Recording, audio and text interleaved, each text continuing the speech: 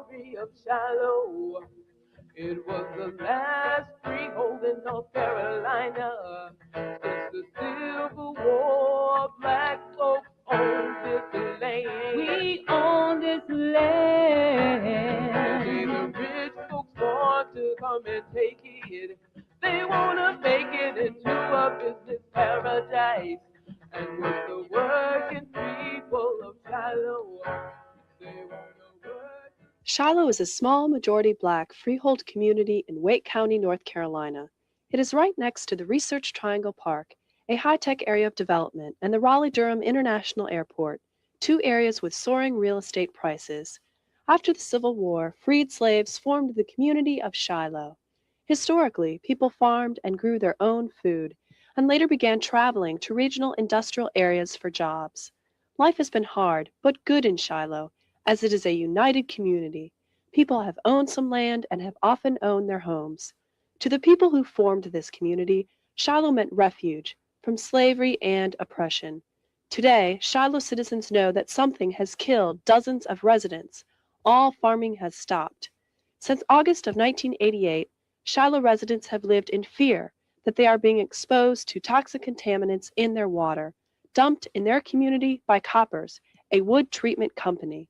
It's just been terrible, to tell you the truth. And I've been afraid to bathe with it. Sometimes I would even take my son down to my mother's and give him a bath because I was afraid of bathing with it, and especially cooking with it. So we canned our vegetables and all from the garden to run us through the winter time. So now at this particular time we're scared to do that because of the contamination in the ground. We think that also come up and be in the vegetables. This fish pond that's behind my house, the fish in it that are so toxic that there's nowhere in North Carolina is it approved to burn, bury, or store the fish that is in my pond that my family has been eating. The Shiloh community has effectively fought against what they call toxic terrorism by coming together and working through their own organization. Shiloh is one of many African American communities in the U.S., but especially the South, where hazardous waste sites are disproportionately found. Drawing from EPA and U.S. Census data, the United Church of Christ published a nationwide study in 1987 that concluded, race is the most important factor that determines the location of commercial hazardous waste facilities. Also, 3 out of every 5 African Americans live in communities with uncontrolled waste sites. The Black Belt South, or the majority African American counties that form a crescent shape in the South, is the area most at risk in the entire country. Of the 50 states, North Carolina ranks next to last in both the average manufacturing wage and the percentage of unionized workers. The corporate toxic terrorism on the Black Belt community of Shiloh puts the residents there even more at risk, since they already face the double oppression for being Black and for being workers. It's very hard to make a living. A lot of people who live in Shiloh work in industries that pay minimum wage or slightly higher, $5 or something like that an hour, and most people have to work part-time jobs too. If we get sick or anything, we're not even able to pay the doctors and the hospitals and all like that when we're having to pay $1,000 a day or whatever the case may be. The Shiloh community has long recognized the need for organization to address these oppressive conditions. Shiloh has a history of struggle. From the end of slavery, people, struggling to own property, the community just struggling to make their own survival. The community had a co-op, where people bought and sold their goods there. In 1985, the Shiloh community, under the leadership of women from the Home Demonstration Club, formed the Shiloh Coalition for Community Control and Improvement to unite against the development attacks on the community, such as industrial and airport growth, property value inflation, road development, zoning changes, and foul and depleted water. The organization achieved a number of victories on roads and zoning. The Black Workers for Justice provided organizational assistance, helping the Shiloh Coalition to develop its course of action. The Shiloh Coalition was closely united to the church, which has been a unifying force in the community.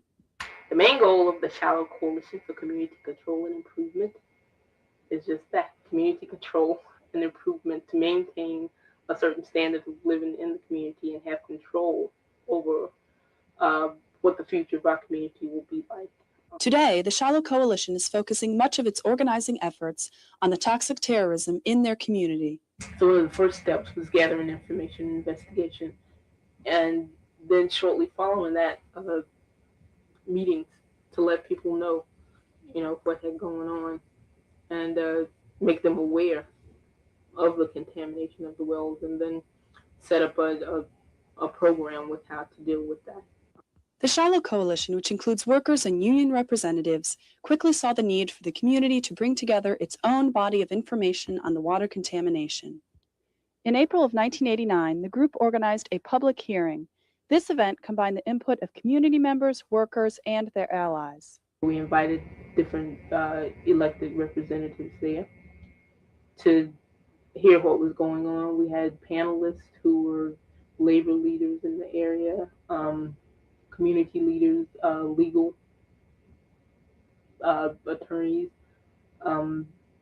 just people who we've had dealings with, just to come and collect testimony about exactly what was going on in the community, how this contamination issue had affected the community, and that was a major stepping stone for us.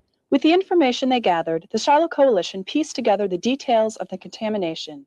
From 1968 to 1975, the Koppers Company processed treated wood using PCP or pentachlorophenol.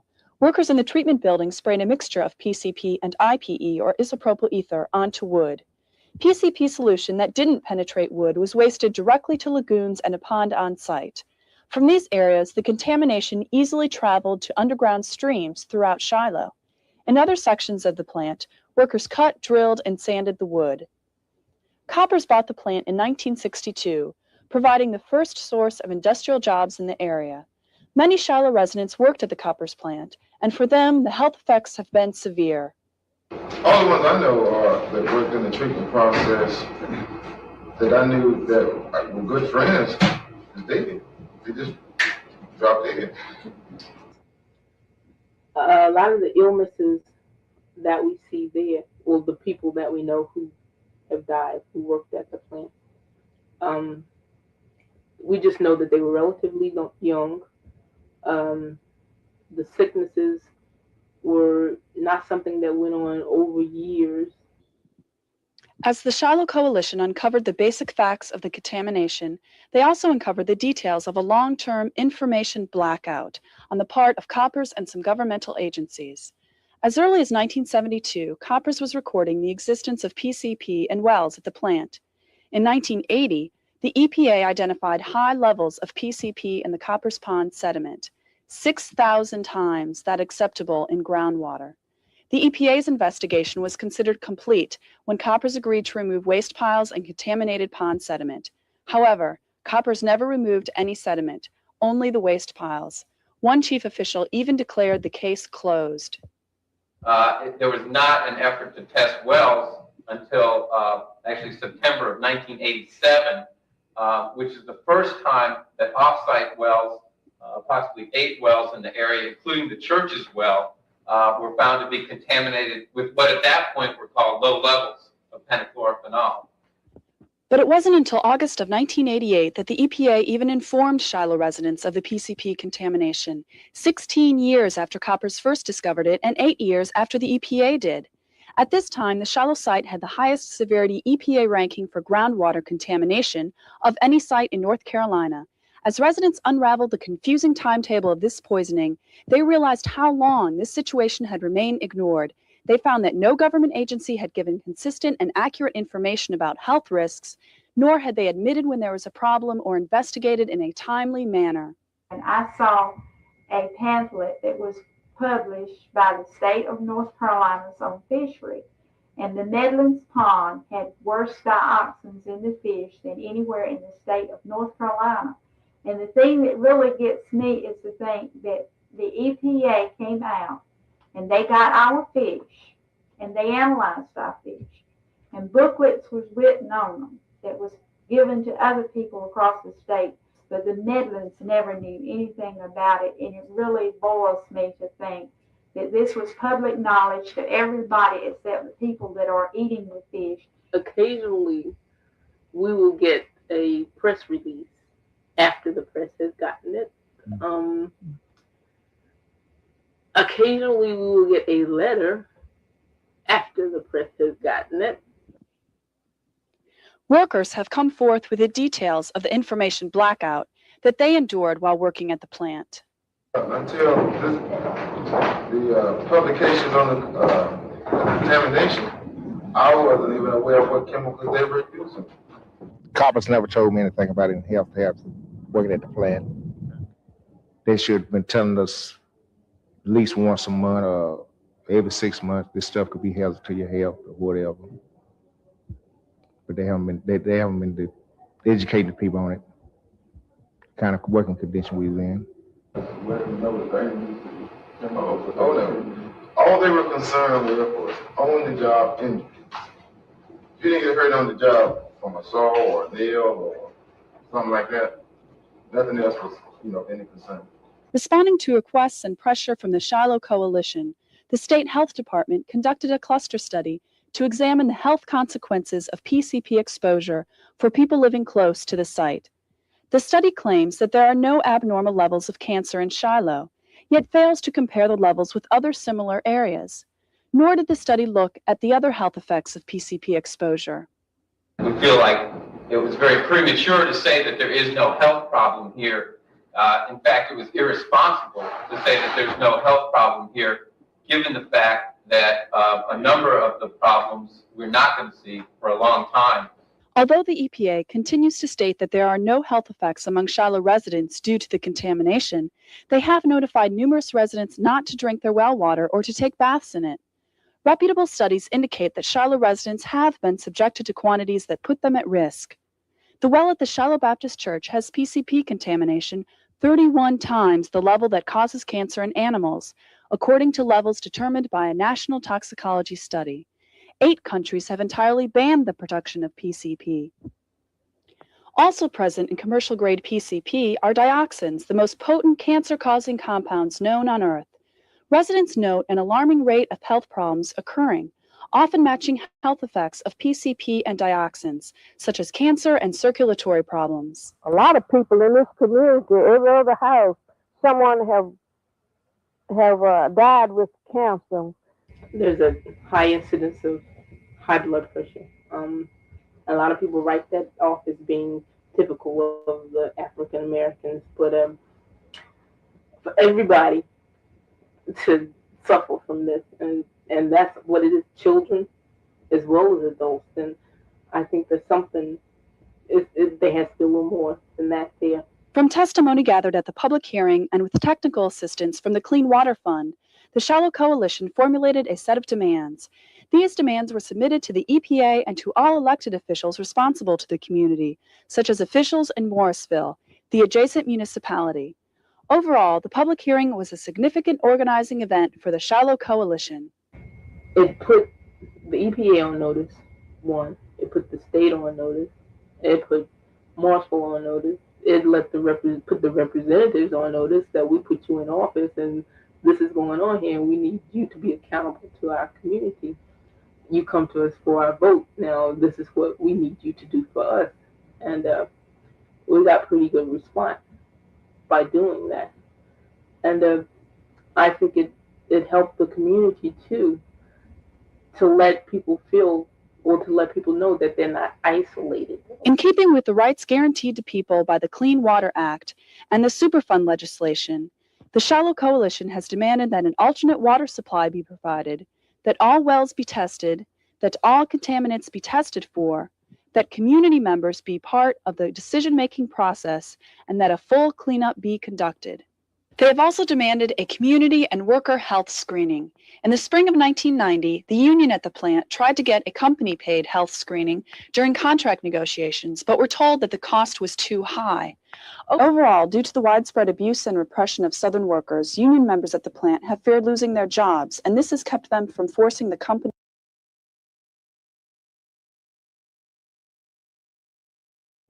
to be accountable to both the workers and Shiloh residents. I think the union could have done more to address the health problem of coppers. The people in the union was too afraid to make too many complaints about the working condition. Afraid to make lose the job, lose the position, or whatever. EPA has not, there is not going to be a further action of doing health screening. Because of a lack of response to its demands in general, but in particular for a health screening, the Shiloh Coalition, with support from the North Carolina Student Rural Health Coalition, has formed a health committee to organize its own screening and survey. The Shiloh Coalition has continued to gather accurate health information, and the community has organized a committee to apply for a technical assistance grant from the EPA to aid in gathering and presenting health and technical information to the community so that they can make informed decisions. In 1988, the State Superfund Agency put the copper site on the National Superfund list, a list of the 400 most highly toxic waste sites in the country. The plant in Shiloh continues to operate as part of the multinational Beezers Company, which has bought out coppers nationwide. Not only then does Beezers own the toxic pond in Shiloh, but all of the other 6 toxic copper sites across the country on the Superfund list. I believe Mr. Beezer did a due diligence study of coppers before he purchased it, and I think he felt that it was a good buy. The Shiloh Coalition is pressuring Beezers to be accountable to both the community and workers, since they now legally bear responsibility for the cleanup. If they have messed up, I think that they ought to clean up. No more than right. And then I would like to work with the community, and we are in the process of preparing newsletters and trying to respond to questions. I have learned that dealing with Beezer, they don't always tell the truth. I started working on the site in September 1988, and since that time with the quarterly monitoring and the work plan, we've probably spent in the neighborhood of $250,000, probably. This beaver and copper, they'll spend $10 million to keep you from getting 10 cents. I think the thing that also gets me upset is the fact that this company contaminates fish, contaminates surface water, contaminates groundwater, soil, people's wells. It's never been fined, it's never been penalized, it's never been cited for violating any state or federal regulation. The Division of Environmental Management has never even come out here. From the Shiloh Coalition's interaction with the Coppers and Beezers corporations, they have discovered that the companies have followed the path of most other corporate contaminators, putting profit before people. However, the Shiloh Coalition has been able to force Beezers to pay for a connection fee for Morrisville Water and to pay for installing more water lines. In an attempt to clean up toxic sites first, and then later get responsible companies to pay for it, the federal government has set up the Superfund process. However, because of the federal government's lack of a commitment to adequately fund this process, the EPA must bargain with industry to conduct investigations and then cleanups of toxic waste sites. Well, I think EPA needs to come in and clean up. They haven't cleaned up one thing since this whole thing been going on. The cost is a big factor in what Beezer is sampling. And they're sampling everywhere. That would be the next point for the contamination to migrate. From what I've seen, they are covering it. And I don't think it's going to skip a very long area. Now, how do they know that the one that they missed was the one where it was contaminated? You may not like the answer we're going to give you, but it's our job to find you an answer. We got 12 federal facilities. One federal facility has 500 sites on it. Now, it's no excuse that we can't answer your Coupled needs. with the EPA's lack of resources and staff is an unwillingness on the part of EPA administration to challenge industry, thus making it necessary that communities struggle with EPA itself to force it to carry out its own stated objectives. Shiloh residents have learned the importance of group action in forcing agencies such as the EPA to be accountable to communities and workers. Barbara Benoit from the EPA did talk to us, and it was after the coalition had really pushed and joined together, the Shiloh Coalition had joined together, and everybody was writing letters, and we heard a petition to Raleigh, to Dr. Levain and all, that the EPA has been involved in it now, and Barbara Minoy will talk to you now, that we used to didn't have any idea who in the EPA to get hold of. The Shiloh Coalition has been successful in forcing the EPA to adopt a timeline for action, to hold an additional public hearing, to test for dioxins, and to communicate with residents. It's taken communities like ours and workers to hold companies accountable and officials accountable, EPA accountable, and state officials, local officials, what have you, to ensure that these projects are brought to their attention and that cleanup can occur. The Shiloh Coalition has also called on elected officials to respond to the toxic terrorism. The town commissioners and mayor of Morrisville, the municipality next to Shiloh, have generally not responded to the needs of the Shiloh people, but rather to the interests of corporate investors. The motivations of Morrisville are strictly tax-based and money. Morrisville exercised extraterritorial jurisdiction over Shiloh, since many Shiloh residents could not vote for Morrisville officials, but their actions directly impacted on the community of Shiloh. For example, industrial water lines, not residential as Shiloh residents need, were laid soon after the contamination issue became public. However, we were not involved in any of the meetings, any of the decisions as to where the line should go, or which households should be included or covered or hooked into the line. It was basically closed meetings with them, with no input whatsoever from anybody from the community.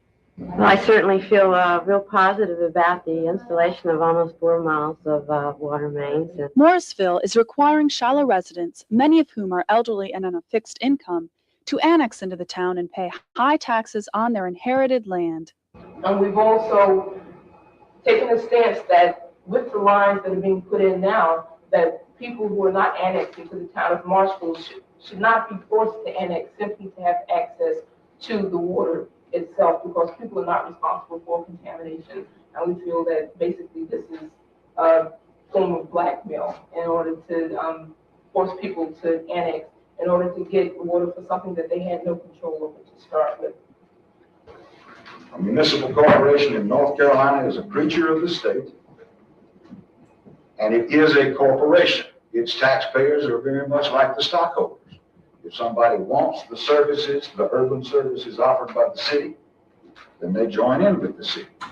The only reason I annexed due to the water. Well, I really don't think they're giving me anything by annexing.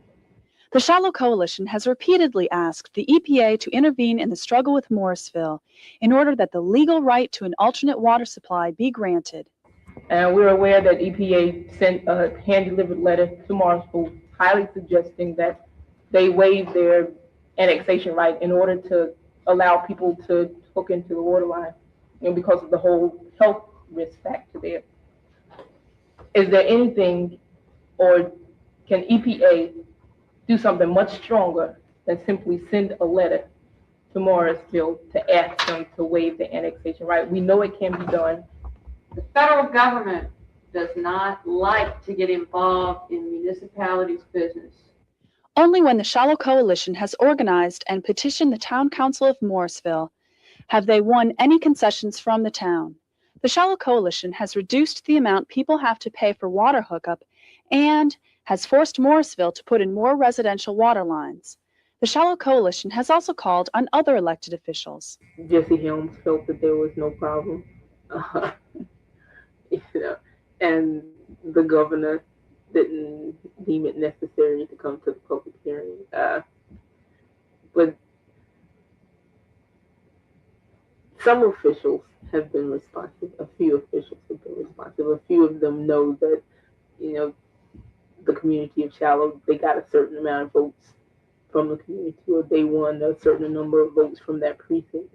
And we've made no qualms about, we voted for you, so when we call on you, you better be there.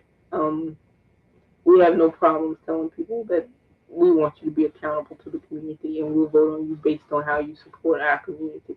Because Shiloh is an unincorporated community, like many rural African American communities throughout the Black Belt South, it does not have as much local control and the political power it would have if it democratically controlled its own resources.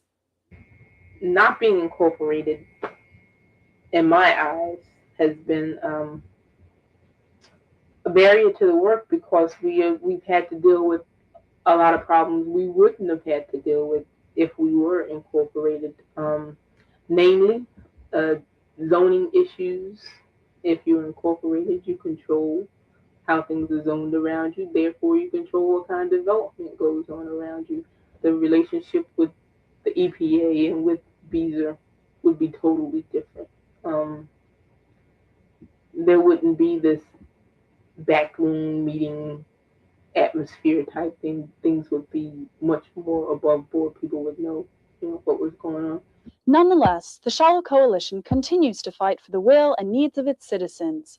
Like dozens of other toxic sites across the country, the EPA has been willing to take decisive action only after community is destroyed.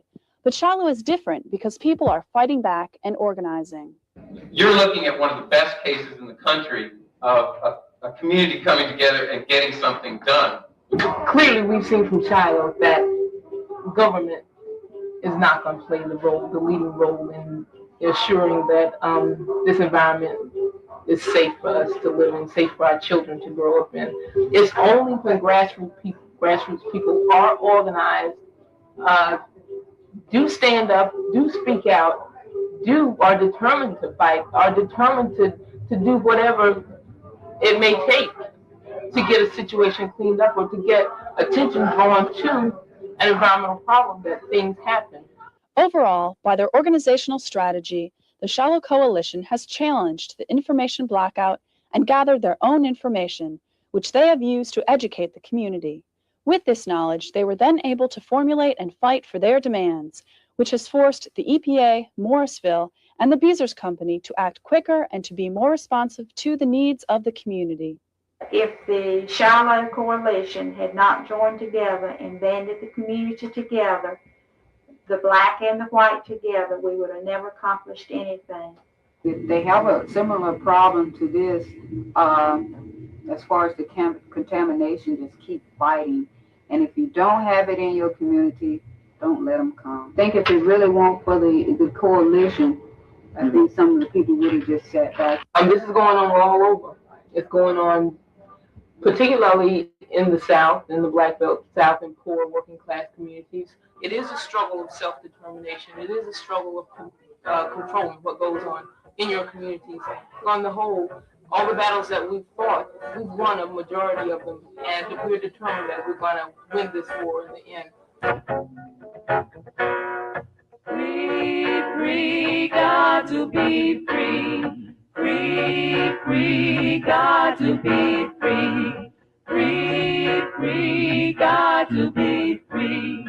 Free, free, got to be free. Well, here's the story of Shiloh. It was the last freehold in North Carolina. Since the Civil War, black folks own this land. We own this land. Only the rich folks want to come and take it. They want to make it into a business paradise. And with the working people of Shiloh, they want to work us all for a dime. They're not gonna take it. We're organizing the people of Shiloh, the sons and daughters of slaves. They're not gonna take We're it. gonna hold on to our heritage, hold on to our it. land and our future. Because self-determination, reservation, and liberation and anarchy. We're gonna be free, got to be free. Free, free, we got to be free.